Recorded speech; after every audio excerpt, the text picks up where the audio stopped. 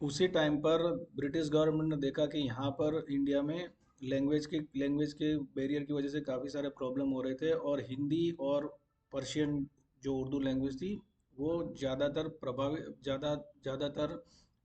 States में प्रभावित प्रभावित थी, और वही आगे बढ़ रही थी।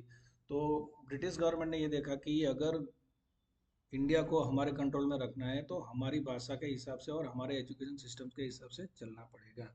तो उन्होंने अराउंड 1835 के आसपास लॉर्ड थॉमस बेलिंगटन मैकली थे, बराबर है। उन्होंने एजुकेशन सिस्टम बनाया हमारे इंडिया के लिए, जिसमें इंग्लिश को प्राधान्य दिया।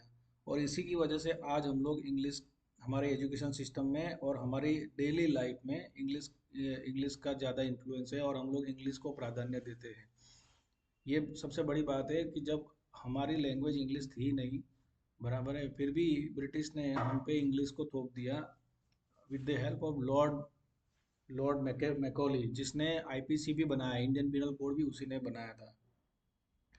आपको मैं बता दूं कि महंत दयानंद सरस्वती जी और महात्मा गांधी जी, इन दोनों ने हिंदी का फेवर में हिंदी को नेशनल लैंग्वेज बनाने के लिए काफ़ी सारे प्रयास किए थे। और गांधी जी ने तो दक्षिण भारत प्रचार सभा भी एस्टाब्लिश किया था 1923 में, जिसकी जो जो, जो दक्षिण भारत में हिंदी का प्रचार कर रही थी और हिंदी की लैंग्वेज को बढ़ावा देती थी।